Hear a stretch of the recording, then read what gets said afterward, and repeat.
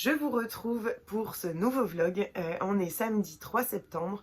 Je suis un peu dans le rush depuis hier. C'était la première vraie journée de Léon à l'école vendredi. Il y a passé la journée, enfin on l'a récupéré à midi, mais il y a passé de 9h à 16h30. Et nous, on a fait une grosse journée ménage de début d'année avec mon conjoint. On a vraiment, on s'est concentré chacun sur certaines pièces. On a tout rangé, tout trié, tout nettoyé. On a lessivé les murs, les sols, enfin voilà, on a vraiment fait le gros ménage d'automne, si on peut l'appeler comme ça. Et puis on a fait nos papiers administratifs, on a passé pas mal de coups de téléphone. Enfin voilà, tout ce qu'on n'a pas fait cet été et qu'il fallait faire. On était pas mal occupés. Et puis hier soir, j'ai eu le plaisir de retrouver Sophie et Emeline pour aller boire un verre. C'est toujours avec de l'émotion que j'aborde nos moments parce que c'est des incroyables rencontres. J'intègre Pascal à cette petite déclaration parce que souvent on est toutes les quatre, ou en tout cas on se retrouve à trois, parce qu'on n'est pas toujours dispo tout en même temps, mais c'est de superbes rencontres. On a des vies totalement différentes, chacune. Euh, on est extrêmement différentes, mais on s'aime beaucoup, on s'apprécie beaucoup. C'est de vraies rencontres qui sont passées du digital à la réalité. Et voilà, c'est beaucoup de bonheur. Je les aime beaucoup et je passe des vraiment très bons moments avec elles. Et je peux dire sans me tromper que ce sont devenus des amis. Et ça, c'est vraiment incroyable. Voilà, je crois que c'est l'illustration de ce qui a permis cette aventure Charleston. Si je dois retenir qu'une chose de cette aventure Charleston, c'est toutes ces rencontres que j'ai pu faire et puis cette rencontre de ces trois femmes qui a rempli mon année voilà, de bonheur et de moments pleins de générosité, parce qu'on parle de lecture, hein, forcément on parle de livres, on parle de Charleston, on parle de nos lectures, de notre compte et de toutes ces rencontres qu'on peut faire, mais on parle aussi de nos vies, de sujets beaucoup plus intimes, de ce qui fait qu'on est nous, voilà, et c'est extrêmement riche. Voilà. J'arrête là pour ce moment plein d'émotions parce que j'ai la voix qui tremble et je pars un peu dans tous les sens quand j'aborde ces magnifiques rencontres. On va parler lecture parce que je pense que vous êtes là pour ça. J'ai beaucoup lu là depuis 2 jours. Et j'ai énormément avancé sur Les Aquatiques de Oswald Lewat. Pour bien débuter ce vlog, je vais vous lire le résumé et puis je vous parle un petit peu de ma lecture en cours. La première fois que Katmé a enterré sa mère, c'était il y a 20 ans. Une inhumation bâclée au milieu de nulle part. Depuis, la jeune femme a fait du chemin. Devenue l'épouse parfaite d'un ambitieux politicien, elle se plie malgré elle aux injonctions de la bonne société du Zembuena. Et voilà qu'en pleine campagne électorale, son préfet de mari décide de déplacer en grande pompe la tombe de sa mère.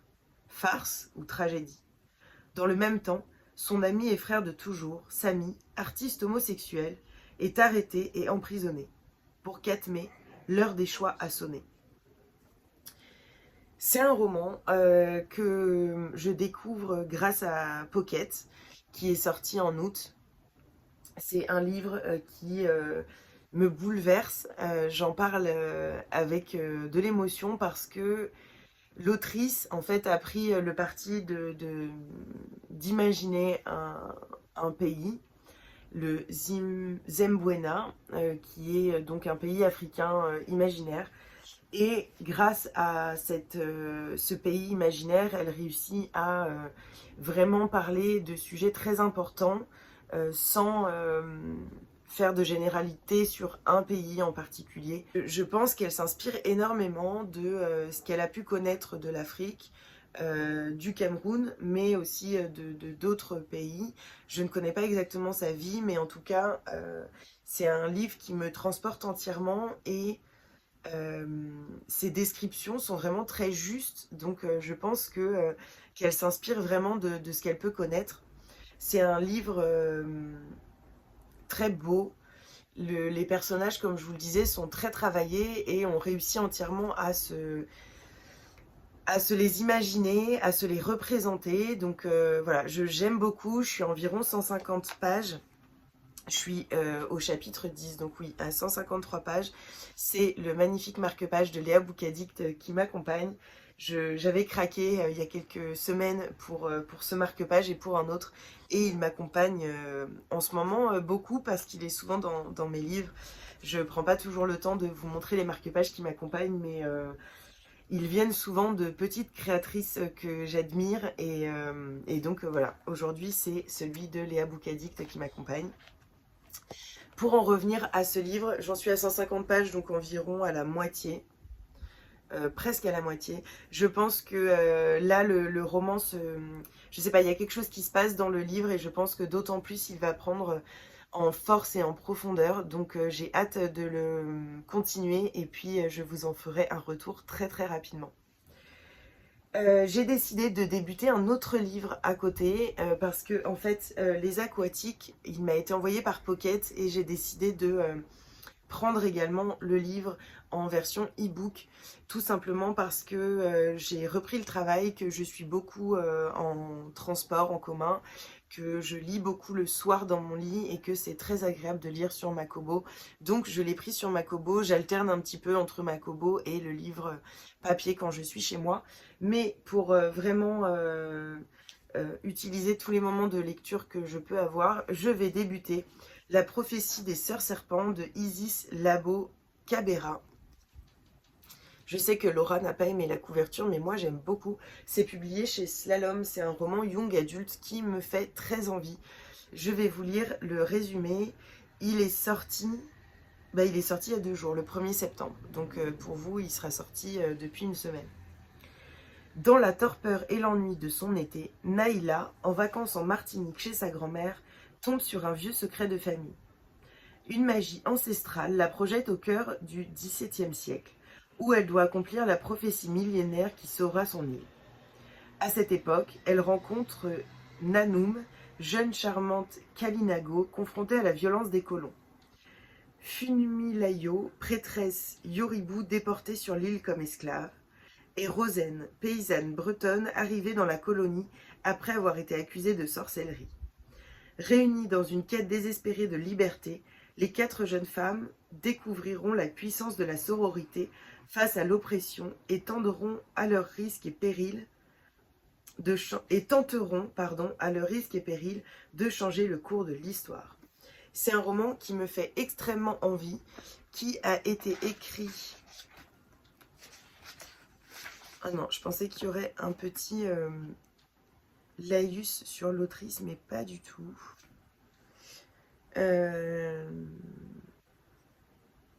Bon, tant pis, je voulais vous parler de l'autrice, mais j'ai plus les choses exactes que je voulais vous dire, je vous en reparlerai de toute façon. C'est un livre qui me fait très envie, en plus je fais partie du Book Club Slalom, et on va bientôt avoir la chance de faire un visio avec l'autrice, donc j'ai très envie de le lire avant pour pouvoir lui poser mes questions si j'en ai.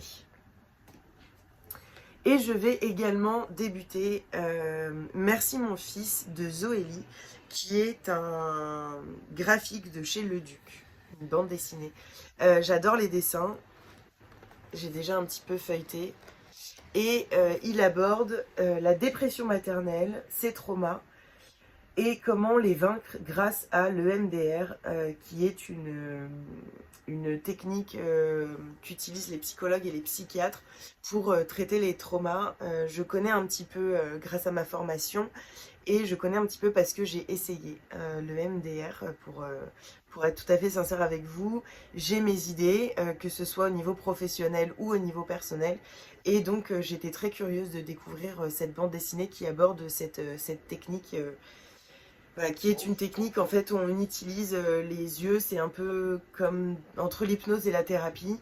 En fait, quelqu'un va avoir un objet ou utilise ses mains ou le tempo enfin voilà, ou des touchés et qui va grâce au mouvement. Alors moi j'ai connu ce mouvement-là, le mouvement des yeux, permettre de traiter certains traumatismes.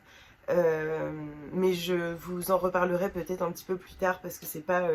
Enfin voilà, en lisant la BD, j'utiliserai ce qu'elle vous dit pour vous parler un petit peu de mon expérience. En tout cas, c'est une BD que j'ai hâte de découvrir et je vous en reparle très très vite. Voilà pour ce début de vlog, je vous reprends très rapidement. Normalement cet après-midi on va à Emmaüs qui fait à côté, enfin pas très loin de chez moi, un événement, voilà. C'est Emmaüs Alternative je crois. Et on va retrouver ma sœur et son conjoint. Donc voilà, j'attends que mon fils se réveille. On va le réveiller dans tous les cas d'ici 1 heure s'il ne se réveille pas. Parce que on a très envie d'y aller. Et je crois qu'ils nous attendent un petit peu pour pouvoir voilà, aller là-bas. Donc je vous reprends très rapidement.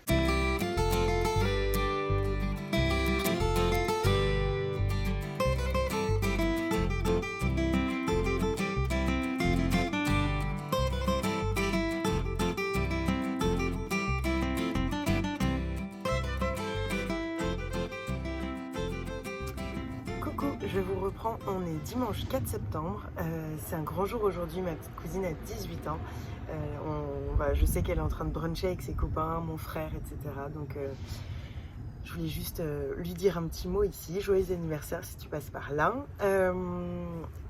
Je voulais vous parler un petit peu de mes lectures et hier après-midi je suis allée à un événement de Emmaüs Alternative qui avait lieu à Montreuil. C'était assez sympa, j'étais avec ma soeur et mon beau-frère. Voilà, c'était un joli moment, il y avait beaucoup de monde, donc bon, on n'est pas resté très longtemps, mais c'est toujours des événements assez sympas, ces endroits-là, donc voilà. Pour vous parler lecture, alors je suis toujours à peu près à la moitié de Les Aquatiques. J'ai avancé de quelques pages hier soir, mais pas beaucoup, parce que j'ai été prise dans Merci mon fils, dont je vous ai déjà un petit peu parlé. Alors en fait, je me suis rendu compte vraiment pleinement au fil de ma lecture et à la fin notamment que c'était vraiment l'histoire, c'était en fait une bande dessinée autobiographique donc où Zoélie se livre à nous sur sa maternité et sur ses traumatismes, sur comment elle a réussi à surmonter ses traumatismes d'enfance, comment elle a réussi en tout cas à les travailler pour qu'ils puissent voilà, s'intégrer à sa vie sans qu'il y ait de conséquences aussi dramatiques que celles qu'il y a pu y avoir. J'ai trouvé cette bande dessinée extrêmement forte. On est sur vraiment, enfin je pense que je peux dire un coup de cœur. C'est une bande dessinée que j'ai dévorée et que j'ai trouvé très bien documentée, notamment sur le MDR, qui est donc une technique dont je vous parlais, où on va essayer de faire rentrer un petit peu en état semi-hypnotique la personne pour pouvoir travailler sur les traumatismes, notamment sur les traumatismes qu'on a vécu enfant.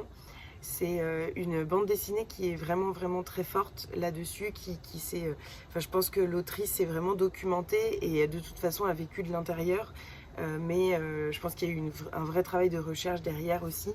Et à la fin, on a alors attendez, je vais trouver un dossier sur le MDR, donc ce qui veut dire Eye Movement Desensitization and Reprocessing, et qui explique un petit peu voilà, ce qu'est le traumatisme. Et on a tout un dossier, donc aussi en imagé, vous voyez, sur les sortes de traumatismes, les expériences traumatiques dans l'enfance, le déclenchement du PTSD, débuter une thérapie. Enfin voilà, on a un petit peu tout ce qui peut se passer. Et puis les symptômes, forcément, les symptômes du stress post-traumatique, parce que c'est important d'en parler pour pouvoir peut-être reconnaître aussi ce dont on est victime, ce qui se passe dans le cerveau. Enfin voilà, il y a tout un dossier à la fin qui est super intéressant sur justement le stress post-traumatique et puis cette technique. Pardon. Et puis cette technique qui est le MDR qui fait ses preuves, hein, que ce soit dans nos pays occidentaux ou surtout en mission humanitaire pendant la guerre. Donc voilà, je sais à quel point ça peut aider. Moi j'ai testé également cette thérapie. Ce que je peux en dire en tout cas, c'est que je reconnais vraiment ce qui est fait dans cette bande dessinée, ce qui se passe dans cette bande dessinée. Et donc ce que je peux dire, c'est que ce qui est raconté ici en tout cas est réel, et que si vous voulez en apprendre plus sur cette technique et puis sur l'impact que ça peut avoir et le cheminement que ça peut apporter au niveau des traumatismes, n'hésitez pas parce que je pense que c'est vraiment une première entrée, en tout cas pour comprendre de façon simplifiée cette technique. J'ai trouvé cette bande dessinée extrêmement forte sur la thématique de l'enfance et des traumatismes qu'on peut ressentir, qu'on peut vivre enfant et qui peuvent nous marquer d'une façon dont on n'aurait pas, qu'on n'aurait pas imaginé avant que ça nous arrive, et tout ce que ça a pu engendrer sur sa relation à son fils et sur comment elle a réussi à s'attacher à lui,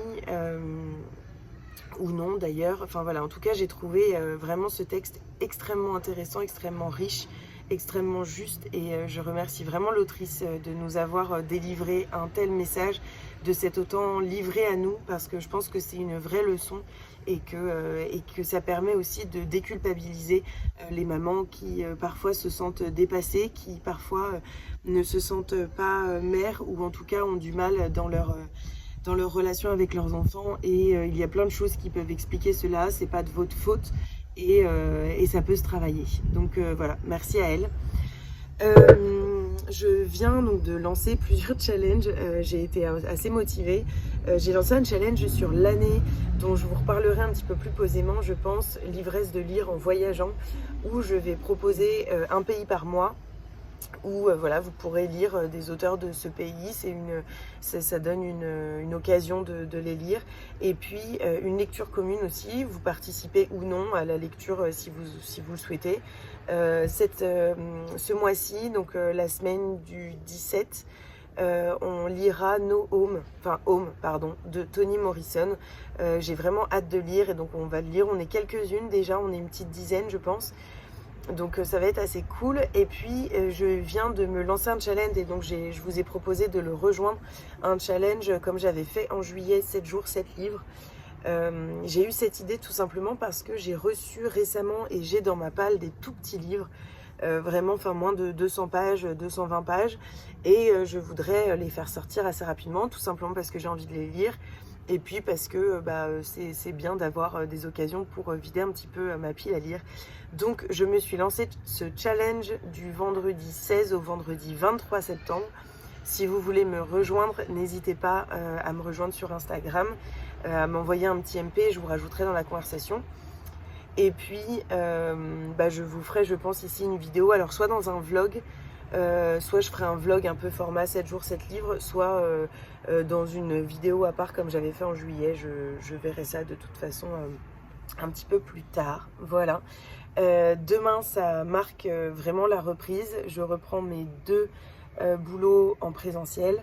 Mon fils commence vraiment, voilà, sa première vraie semaine d'école, donc on va voir un petit peu comment ça se rôde au niveau de nos emplois du temps, des horaires, etc. Mais en tout cas je vous reprends très vite, j'espère demain ou après-demain, pour vous parler des aquatiques. J'espère l'avoir terminé d'ici là, et puis voilà, je vais débuter d'autres lectures, donc je vous reparlerai de tout ça très vite. Je vous reprends, on est lundi soir, il est à peu près 20h, la lumière s'est couchée très très tôt parce que il y a un énorme orage en ce moment, donc pile au moment où je vais mettre la caméra, j'espère que l'image ne sera pas trop sombre. Je voulais vous montrer des réceptions, des livres que j'ai reçus aujourd'hui, et puis vous parler également d'un challenge que j'organise sur l'année. Et juste pour vous présenter les lectures communes si vous voulez nous rejoindre. Donc je commence tout de suite avec une première réception qui est Le courage d'une sœur de Kitty Néalé, je ne sais pas comment ça se dit. C'est publié chez l'Archipoche. C'est un livre dont j'ai un petit peu entendu parler et qui me faisait très envie. Je vous lis le résumé. 1948. Sarah vit avec sa mère, alcoolique, qui se prostitue dans un quartier pauvre de Londres. Quand celle-ci accouche d'un petit garçon, elle demande à sa fille de 13 ans de se débarrasser du nourrisson. Mais Sarah ne peut s'y résoudre et décide d'élever son petit frère, qu'elle a elle-même prénommé Tommy. 5 ans ont passé. Sarah et Tommy n'ont d'autre choix que fuir pour échapper aux violences de leur mère. Par chance, ils font la rencontre de Georges, qui vend des fripes sur les marchés, et de son ami Roger. Lorsqu'un drame survient, seul l'un d'eux saura aider Sarah, celui à qui elle ouvrira son cœur. Kitty Neal a grandi dans le quartier populaire de Battersea, cadre de ses romans. En 1998, après la mort de son fils, elle se lance dans la rédaction de romans qui vont rapidement devenir des succès de librairie. Un livre qui me fait très envie. Merci beaucoup à Mylène pour l'envoi. En deuxième, j'ai reçu un roman, un essai plutôt, un document qui me faisait extrêmement envie. Donc je suis super contente, j'avais oublié que je l'avais demandé. Il s'agit de Les Visionnaires 1933-1943 de Wolfram Eilenberger. Alors je vous montre déjà le début. C'est publié chez Alizio Histoire. Alors, Hannah Arendt, Simone de Beauvoir, Ayn Rand, Simone Weil, 4 femmes philosophes vivent et pensent la liberté face à la catastrophe. Les années 1933 à 1943 marquent le chapitre le plus noir de la modernité européenne. Face à la catastrophe, 4 femmes philosophes, à l'aube de leurs 30 ans, Simone de Beauvoir, Simone Weil, Ayn Rand et Hannah Arendt développent leurs idées visionnaires sur la relation entre l'individu et la société, l'homme et la femme, le sexe et le genre, la liberté et le totalitarisme, Dieu et l'homme. Leur parcours aventureux en tant que fugitives activistes résistantes les mène du Leningrad de Staline à Hollywood, du Berlin de Hitler au Paris occupé, mais surtout à des pensées révolutionnaires sans lesquelles notre présent et notre avenir ne seraient pas les mêmes. J'ai vraiment hâte de le lire, je vous en dirai des nouvelles. Il est assez conséquent, il fait 350 pages, puis c'est un essai, donc c'est assez condensé. Mais je pense que je vais le lire, c'est réparti en plusieurs grosses parties. Donc je pense que je vais le lire petit à petit. Ça va sûrement être une de mes lectures de chevet pour le soir, pour pouvoir lire quelques pages avant d'aller me coucher. Donc j'étais super contente de cette réception. Et je voulais vous parler d'un challenge que j'organise donc sur l'année. C'est l'ivresse de lire en voyageant. C'est un challenge donc, qui débute là en septembre et qui va courir jusqu'à toute l'année. En fait, c'est vraiment un challenge sur l'année pour pouvoir découvrir des pays tous les mois et puis notamment faire une lecture commune. Vous pouvez même en réalité, vous pouvez même créer des lectures communes entre vous. En tout cas, moi, j'en propose une tous les mois et j'ai donné un petit peu les romans en avance pour que certains puissent s'y préparer, garder le roman s'ils voulaient le lire dans pas longtemps. Enfin voilà. Donc le premier qu'on va lire à partir de vendredi prochain, donc le 17, nous allons lire Toni Morrison, Home, qui est publié chez 10-18. Et pour le coup, c'est un livre que j'ai depuis très très très longtemps dans ma palle. D'ailleurs, les pages sont plutôt très jaunes. C'est un livre qui me fait extrêmement envie, qui est très court. Je pense que je vais surtout l'écouter parce que c'est une amie de mes parents qui lit le roman, donc j'ai envie de l'écouter. Voilà, ça me ferait plaisir, surtout que j'ai gardé sa fille et donc j'aime beaucoup sa voix, donc ça rajoute. Et je vais donc lire ce livre en lecture commune avec certains d'entre vous et peut-être d'autres si vous voulez nous rejoindre. Et on va le lire durant toute la semaine, je pense, ou en 3 jours. J'ai fait un vote, on va voir un petit peu les résultats. En tout cas, il sera lu pendant la semaine de mon challenge 7 jours, 7 livres. Donc, il fera partie des 7 petits livres que je vais lire cette semaine-ci. Frank Monet est noir. Brisé par la guerre de Corée, en proie à une rage folle. Il doit retrouver à Atlanta sa jeune sœur, Si, gravement malade, afin de la ramener dans la ville de son enfance en Géorgie, le pire endroit du monde. S'engage pour lui un périple dans l'Amérique ségrégationniste des années 50, où dansent toutes sortes de démons, avant de trouver, peut-être, l'apaisement. Parabole épurée, violemment poétique, Home compte avec une grâce authentique la mémoire marquée au fer d'un peuple et l'épiphanie d'un homme. Voilà, si vous voulez nous rejoindre, on commence la semaine prochaine. Ensuite, un roman sur... donc, pour le mois de septembre, le pays, c'est l'Amérique. Pour le deuxième mois, pour le mois d'octobre, donc, je vous propose une lecture commune de Une fille comme il faut, de Yasmine Darznik, publié chez Hauteville. C'est un roman qui nous emmène entre les États-Unis et l'Iran. Et je crois que c'est notamment en Iran qu'on est. Donc ce livre correspond parfaitement au mois d'octobre qui est donc sur l'Iran. Et j'ai hâte de voir toutes vos propositions d'ailleurs de romans si vous en connaissez, parce que j'aimerais bien me concentrer, en tout cas à lire 2 ou 3 romans d'autrices ou d'auteurs iraniens. Jasmine n'a que 3 ans quand elle arrive aux États-Unis. De ses origines iraniennes, elle ne sait rien. Des années plus tard, à la mort de son père, Yasmine tombe sur une photo d'une jeune fille en tenue de mariée. Il s'agit de sa mère. À ses côtés, un homme qu'elle n'a jamais vu.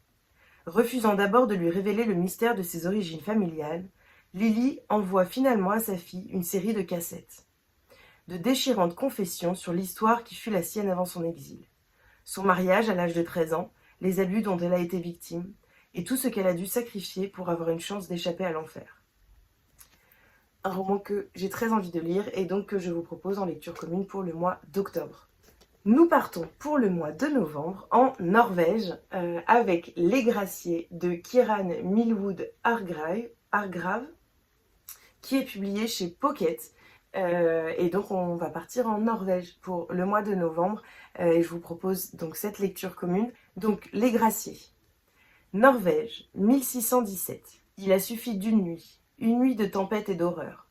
Depuis que la mer a rendu cadavre après cadavre, tous les hommes de Vardø, les femmes du village ont pris les choses en main, la pêche, les travaux domestiques. Mais il était dit, même aux confins du cercle polaire, qu'on ne laisserait jamais les femmes en paix. En vertu du décret sur la sorcellerie, fraîchement entré en vigueur, il est venu du continent un pasteur étranger, Absalom Cornette, inquisiteur fanatique et chasseur de sorcières. Pour Marraine, Kristen et les autres, toutes prisonnières chacune à sa manière, le bûcher est déjà dressé. Un livre qui me faisait très très envie depuis longtemps. J'ai jamais sauté le pas parce qu'il fait 420 pages et que voilà, je sais pas, c'est un gros roman, mais je suis très contente de me lancer dans cette lecture commune et j'espère qu'on sera plusieurs à le lire. Je ferai de toute façon une story sur Instagram pour que vous puissiez me rejoindre si vous voulez. Enfin, pour le mois de décembre, nous allons partir en Chine avec Fleur de neige de Lisa Si.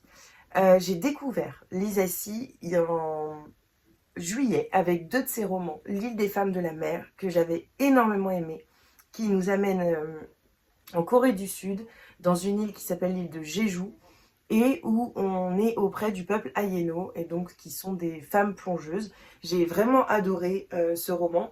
Puis j'ai lu La mémoire du thé, qui nous amène en Chine, dans des rizières reculées.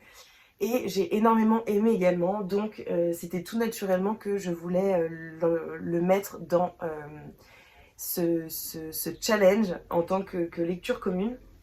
C'est publié aux éditions Retrouvées. Je pense que c'est une vieille édition. Je l'avais acheté d'occasion 2012. Je l'avais acheté en occasion à 1 euro, je crois. Voilà. Donc, je vous propose ce roman-là à lire pour décembre. Je vais vous lire le résumé tout de suite. Fleur de lys et Fleur de neige sont nées le même jour, à la même heure, dans une province reculée de la Chine du XIXe siècle. Alors que la famille de Fleur de neige est la plus haute noblesse, celle de Fleur de lys est très pauvre. Mais la grande beauté de cette dernière et la perfection de ses pieds lui permettent de devenir la Laotong, âme sœur de Fleur de neige. Les 2 filles partagent tout, du supplice des pieds bandés à la réclusion dans l'appartement des femmes, du nu-chu, ce langage secret, à leur mariage arrangé. Leur amitié, teintée d'une fascination réciproque, grandit au fil des années. Jusqu'au jour où Fleur de lys découvre que Fleur de neige l'a trahi. L'amour qui les lie va alors peu à peu céder la place à une rivalité entre 2 femmes que rien ni personne ne saura arrêter. J'ai vraiment très hâte de le lire. Je suis contente parce que j'ai toujours du mal à faire mes pales pour le mois et que là au moins j'ai voilà, mes premières lectures de prévues. Donc voilà, j'espère que vous m'accompagnerez dans ces lectures communes ou qu'en tout cas ça vous donnera envie voilà, chaque mois de découvrir peut-être un auteur ou une autrice d'un autre pays. En tout cas, moi je suis super contente, c'est surtout un challenge pour moi d'ailleurs, donc je suis super contente de ce challenge. Et puis n'oubliez pas que aussi la semaine prochaine on fait un challenge 7 jours 7 livres, pareil si vous voulez nous rejoindre vous êtes les bienvenus. Je vous reprends très rapidement pour vous reparler des aquatiques que j'ai bientôt terminé, et puis je vais lire là, enfin j'ai commencé mais pas assez, la prophétie des sœurs serpents qui est sortie chez Slalom le 1er septembre. Donc voilà, je vous en reparlerai très rapidement.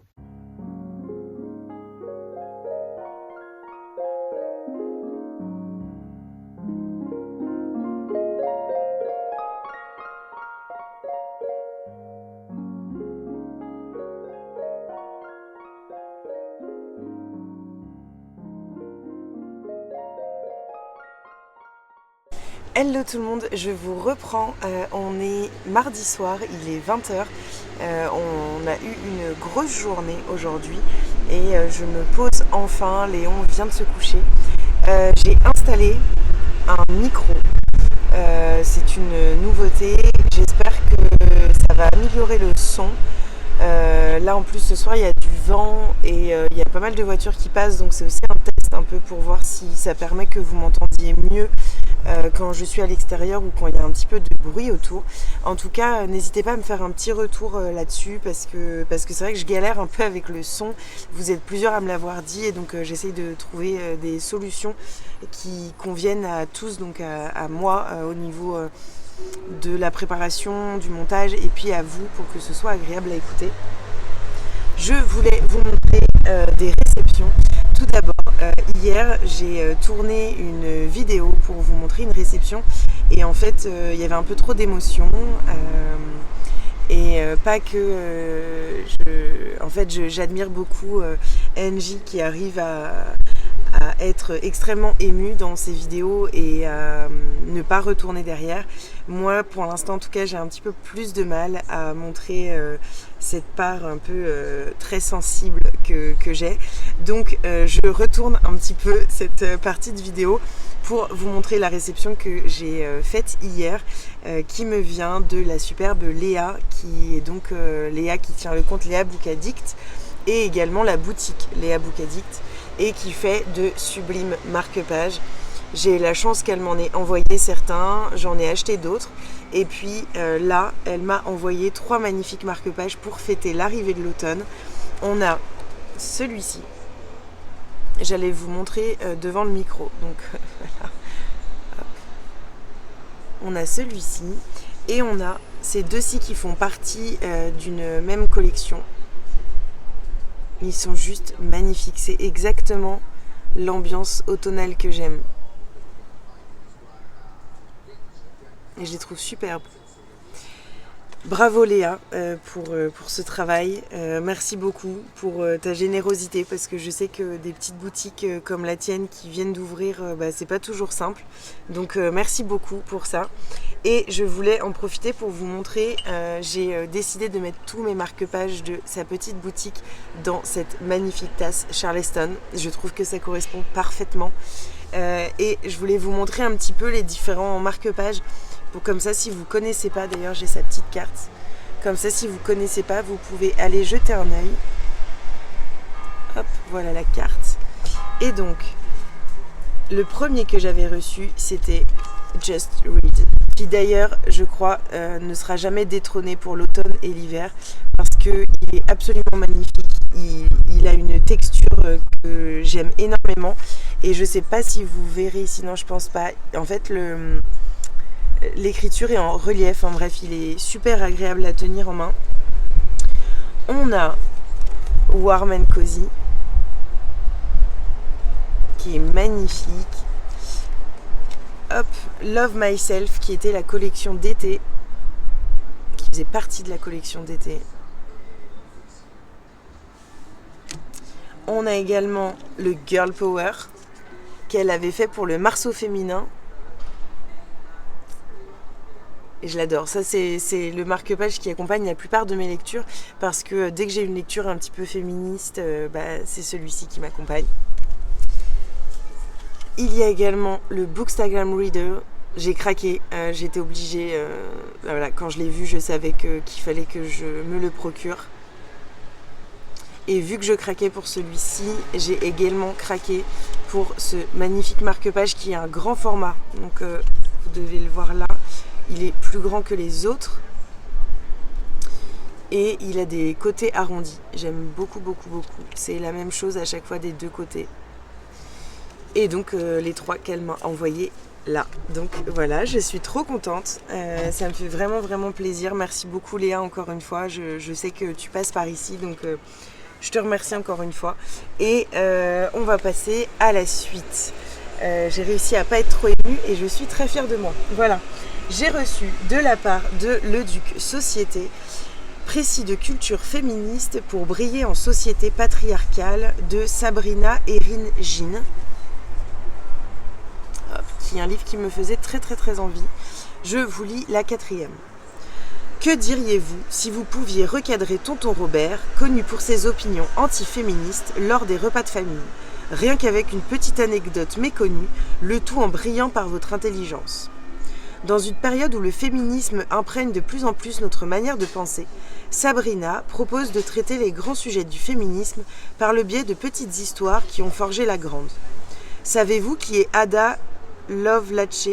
Cette mathématicienne a créé le tout premier programme informatique au XIXe siècle, sans qui l'ordinateur n'aurait jamais été inventé. Saviez-vous que des médecins ont voulu interdire l'utilisation de la machine à coudre mécanique pour les femmes, qu'ils soupçonnaient de se masturber dessus ? Ce livre retrace différentes histoires, faits inconnus sur les femmes d'hier et d'aujourd'hui, des anecdotes farfelues qui ont contribué à asseoir le patriarcat. J'ai très hâte de le lire. Je pense qu'il va rejoindre le roman Les Visionnaires que j'ai reçu également de Alizio pour le coup. Et je pense que voilà, ils vont accompagner mes soirées parce que je vais les mettre sur ma table de chevet pour pouvoir les feuilleter. Et ça a l'air vraiment super. Les femmes réprimées, corps de femme, jouet d'homme, comme un homme.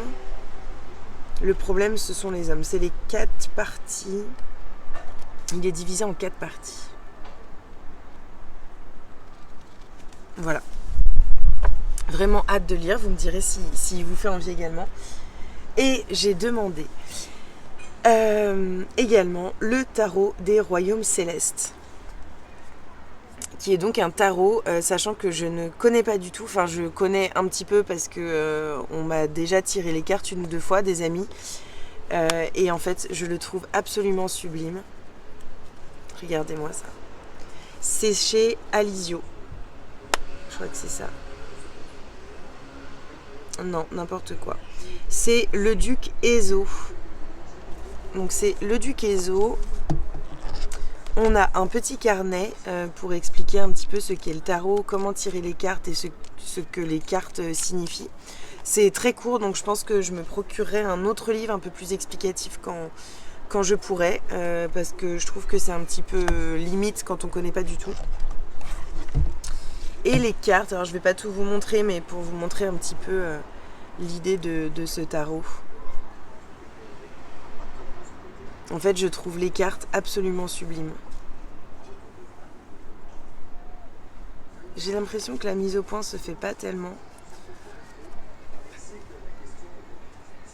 C'est très inclusif. Enfin, vraiment, j'ai l'impression qu'il y a un vrai travail qui a été fait là-dessus pour que ça corresponde à tout le monde, que tout le monde puisse se retrouver plus ou moins dans les dessins. Voilà, j'aime beaucoup, donc je suis trop contente de l'avoir reçu et je vais forcément m'y mettre et travailler un petit peu ce tarot pour peut-être que je vais me découvrir une passion pour le tarot, on verra.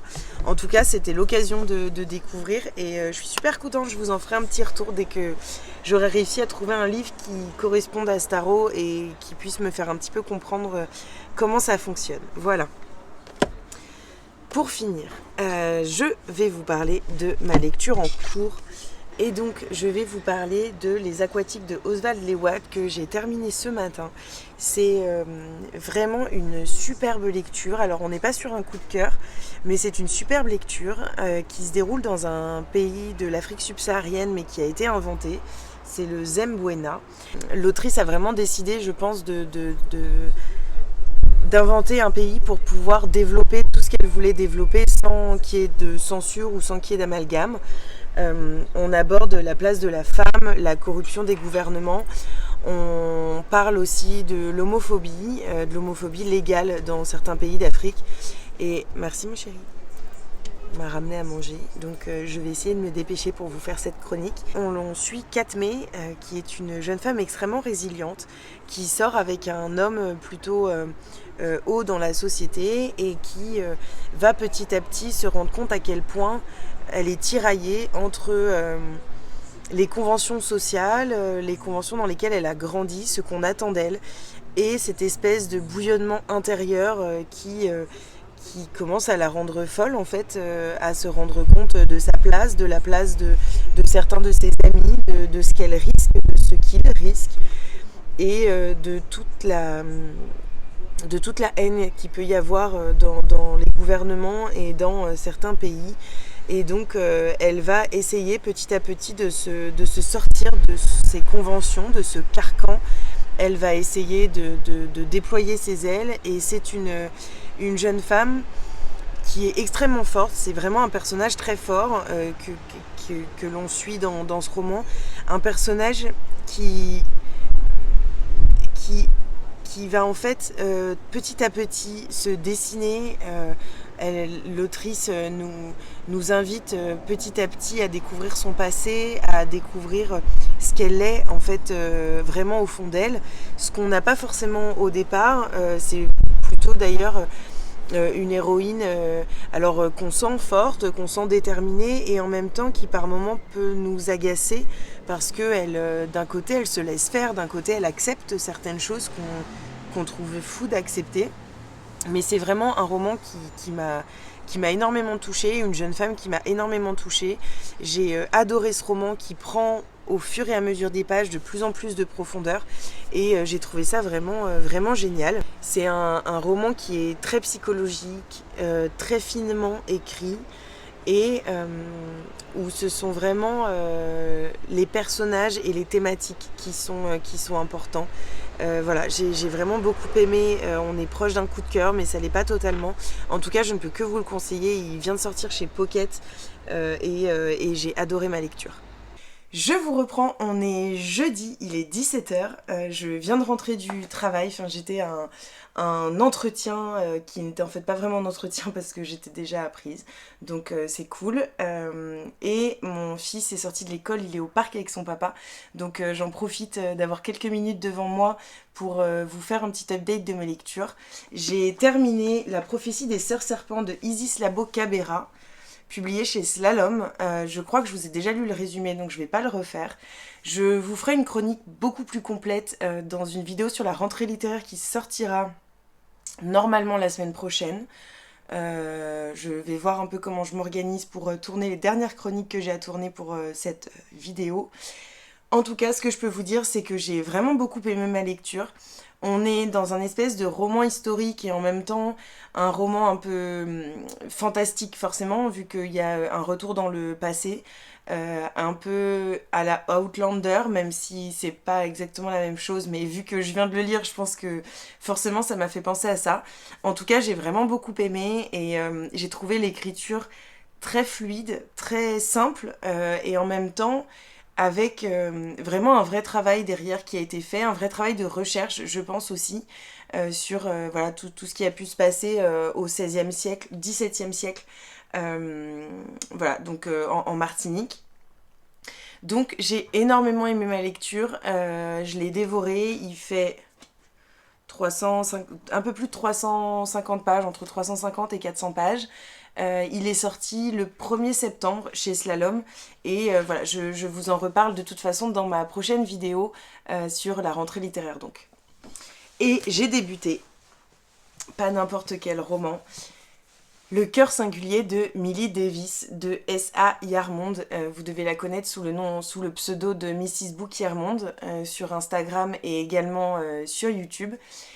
C'est un roman qui est édité aux éditions Hurlevent, qui est donc la maison d'édition de Sarah, qui a été donc créée par Sarah, Alexia et Marion. J'ai la chance de faire partie des voix de Hurlevent cette année, donc voilà, c'était avec émotion que je découvrais ce roman. J'avais lu son premier livre, Amour, gluten et sororité, que j'avais beaucoup aimé. J'avais vraiment passé un bon moment malgré que c'était pas du tout mon style de lecture habituel.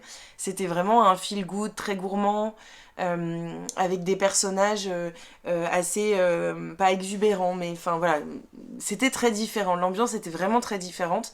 Là on est sur un roman, je pense que je suis en train de le lire exactement à la bonne période, même s'il fait encore un peu chaud quand même, mais un roman extrêmement agréable à lire, avec des descriptions qui sont sublimes, des personnages très bien travaillés, auxquels on s'attache énormément. Je pense à Amélie, bien sûr, où c'est vraiment une jeune femme à laquelle je me suis attachée tout de suite. On sent que c'est une jeune femme qui est sensible, voilà, qui se pose beaucoup de questions sur plein de choses, qui a une peur aussi, une espèce d'agoraphobie, voilà, mais j'en suis au début, hein, j'en suis à une centaine de pages. Enfin, en fait, je le lis en e-book, donc je sais pas exactement à combien de pages j'en suis. Je sais que hier soir, je m'étais arrêtée à la page 59, mais je pense qu'aujourd'hui, j'en suis au moins à la page 100, voire un petit peu plus, parce que j'ai beaucoup lu dans le métro. C'est l'avantage du e-book, ça peut se lire un peu partout, je lis même en marchant, donc c'est très très très agréable. J'aime énormément ma lecture et je me délecte des mots et c'est vraiment enfin, voilà, une vraie lecture doudou, une vraie lecture adaptée à ce temps d'automne et j'adore. Voilà, donc j'ai vraiment hâte de vous en reparler, je vous en reparlerai dans le prochain vlog. Je pense que je l'aurai terminé enfin voilà, dans le prochain vlog, donc de toute façon je vous en ferai un retour. Sachez que le e-book est sorti, je crois que le roman est à 9,90, enfin à peu près à 10 euros. Il est sorti en e-book hier, donc pour vous avant-hier. Donc n'hésitez pas, hein, je sais qu'il y en a beaucoup qui hésitaient à cause du prix. Forcément c'est un roman qui est... Enfin en fait l'édition est absolument sublime, hein. C'est un roman qui est relié et donc forcément ça a un prix, il est à 25 euros plus les frais de port. Voilà, je peux comprendre que ce soit un petit peu compliqué au niveau financier, mais il est sorti en e-book et je pense que c'est une super alternative pour le découvrir parce que c'est vraiment un roman à découvrir, un roman à lire en automne. Voilà, je vous en parlerai plus en détail. En tout cas, j'aime énormément et voilà, je suis super contente de l'avoir débuté là parce que je pense qu'en fait c'est exactement ce dont j'avais besoin. En ce moment, la rentrée est un petit peu dure, que ce soit parce que bah, mon petit garçon a 3 ans et qu'il est rentré à l'école et que ça fait toujours quelque chose, ou que ce soit au travail parce que la rentrée est pas très simple cette année. Donc voilà, mais ça me fait énormément de bien que Milly m'accompagne pour cette semaine et je vous en reparle tout bientôt. Voilà, j'espère que vous aurez passé un joli moment en ma compagnie et que tout va bien pour vous. N'hésitez pas à me faire des petits retours en commentaire. Et puis je vous fais des gros bisous et je vous dis à la semaine prochaine.